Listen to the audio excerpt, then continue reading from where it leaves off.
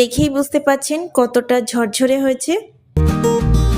আজকে আমাদের রেসিপি ঝরঝরে বাসমতি পোলোয়া। সঠিক পরিমাপ ও টিপসটাও এখানে বলে দিব, ভিডিওটি দেখতে থাকুন। ফারজানা মম কিচেনে সবাইকে স্বাগত।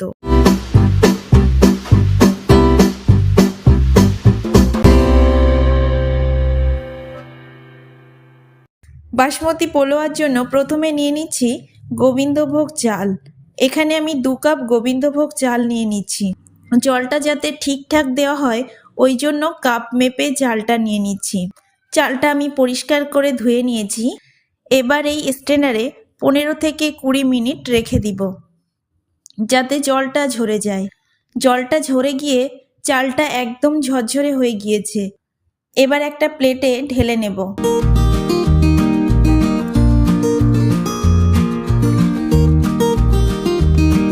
দিয়ে দিচ্ছি 2 চামচ ঘি,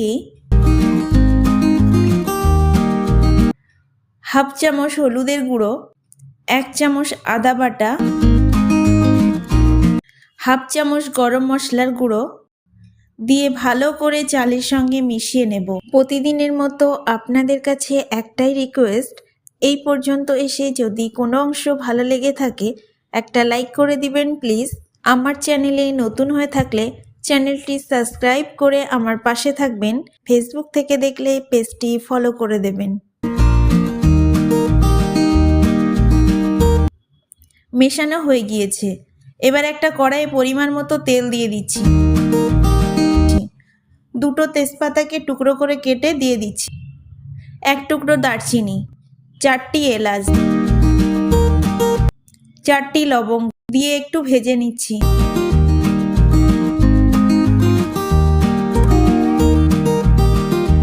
এবার দিয়ে দিচ্ছি কাজু বাদাম। কাজু বাদামগুলো একটু ভেজে নেব। ভাজা হয়ে গিয়েছে, দিয়ে দিচ্ছি মাখিয়ে রাখা চাল। চালগুলো খুব ভালো করে ভেজে নেব।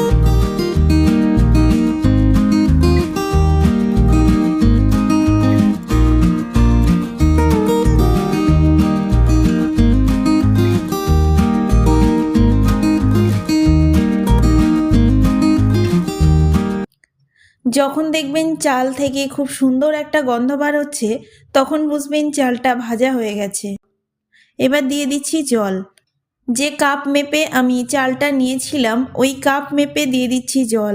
আমি 2 কাপ চাল নিয়েছিলাম ওই জন্য এখানে 4 কাপ জল দিয়ে দিচ্ছি। এখানে আমি গরম জল ব্যবহার করছি। এর সঠিক পরিমাণ হচ্ছে 1 কাপ চাল নিলে 2 কাপ জল দিতে হবে।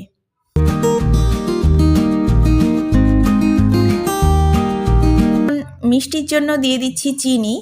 আপনারা আপনাদের স্বাদ অনুযায়ী মিষ্টিটা দিয়ে দেবেন। চিনিটা আমি ভালো করে মিশিয়ে নিচ্ছি।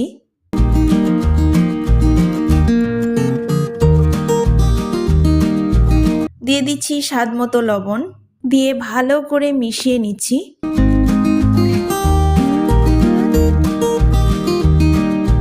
পাঁচ থেকে 6 মিনিট মিডিয়াম আঁচে রান্না করে নেব। একটা লবঙ্গ দিয়ে ছিদ্রটা বন্ধ করে দেব।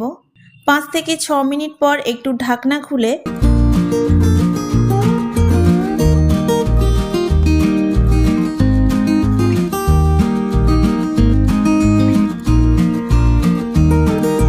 দিয়ে দিচ্ছি 4টি কাঁচা লঙ্কা, একটু মিশিয়ে নেব।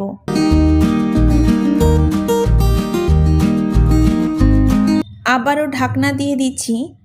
লো আঁচে 4 থেকে 5 মিনিটের জন্য দমে রেখে দেব। চাল ও জলের পরিমাণ যদি সঠিক হয় তাহলে পোলোয়াটা একদম ঝরঝরে হবে। 5 থেকে 6 মিনিট পর আপনারা দেখতেই পাচ্ছেন কতটা ঝরঝরে হয়েছে। একটু ঠান্ডা হয়ে গেলে আমি একটা প্লেটে সার্ভ করে দেখাচ্ছি।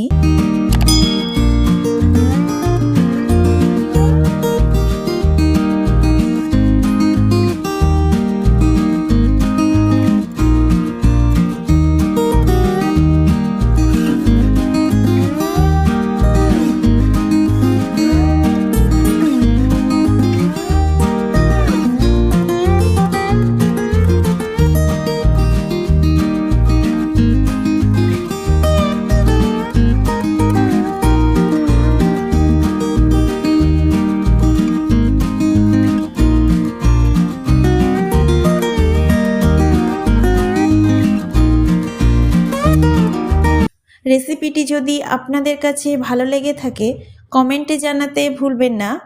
আজকের মতো এতটুকুই। দেখা হচ্ছে পরবর্তী কোনো রেসিপিতে। ভালো থাকবেন, সুস্থ থাকবেন।